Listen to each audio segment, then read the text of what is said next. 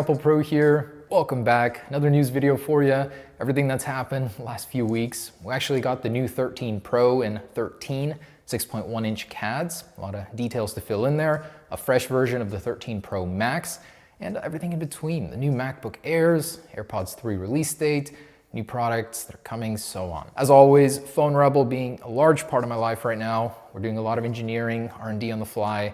Our next release, Flex Series. I'm actually very excited for this one, and we might make it happen sooner than we thought. This one is going to be funded by our newly discounted Gen 1 Crystal and Frosted, which are now $14.99 and $19.99 for the Rebel series to help pay for the molds, because this stuff is expensive. Gen 2 Rebel is available in all sizes in stock right now. I think we got about 500 units, so thank you for supporting, guys, and helping us build something big. So recently, from a couple different sources, there have been fresh CAD leaks of the iPhone 13, 13 Pro, 13 Pro Max.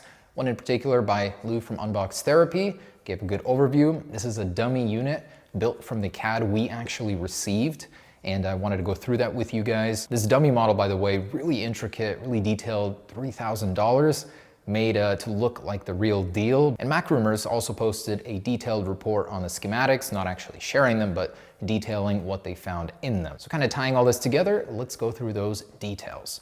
MacRumors says, of course, the cameras are getting much larger. They're gonna be protruding far more, 1.5 currently on the 13 and 13 mini to 2.51 millimeters, and from 1.7 millimeters to 3.65 on the 12 Pro Max. We can confirm that 3.65 millimeters is correct from the rear glass to the tippy top of the lens chimney. MacRumors says it's very likely that the reason why Apple extended the lens, not only because the components are getting more beefy, but also because they no longer wanted that top protrusion, the glass currently on the 12 Pro Max, to happen anymore. They wanted it flush.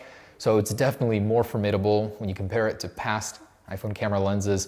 Yeah, it's huge. They also do confirm that it's more of a square on all the models, so about 36 by 37 millimeters on the 13 Pro Max, which we can confirm. And a little detail I thought I'd throw in, so the 13 Pro lens is going to be ever so slightly smaller by about half a millimeter versus the 13 Pro Max. I'm surprised how similar they got them. LiDAR sensor is about 0.2 millimeters smaller. So all in all, they try to get it as close as possible. A new detail that MacRumors claims is that the body thickness will be 0.17 millimeters thicker on all the 13 lineup. Now with our CADs, we have to disagree and say that it'll be 0.26, as Makatakari detailed earlier, making the overall thickness 7.65 millimeters. So this combined with the larger lenses means no, your old cases likely will not fit.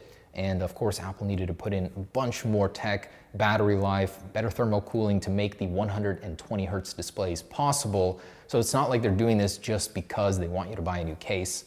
It's actually needed for the tech inside. Latest confirmation by Ross Young says, yes, we are getting 120 hertz on both Pro models.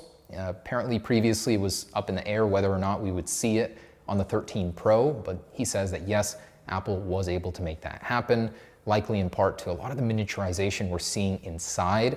The latest one that we learned about is the Face ID sensor. Digitimes reports that thanks to a reduction of 40 to 50% in the VC cell sensor of the Face ID system, Apple was able to achieve that smaller notch. And by the way, got my hands on the 13 Pro Max screen protector, was able to apply it to my 12 Pro Max to give you a little comparison here. And it's not a substantial difference, but definitely some girth removed from that notch. Looks more pleasant overall, a little bit more screen estate.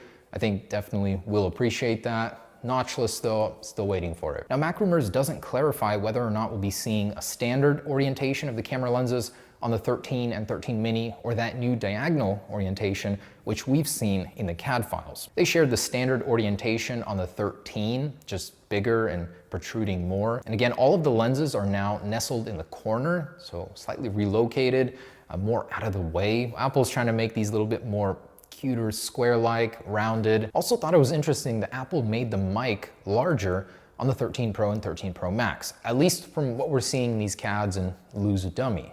So now 2.4 millimeters across, larger than 1.15 before.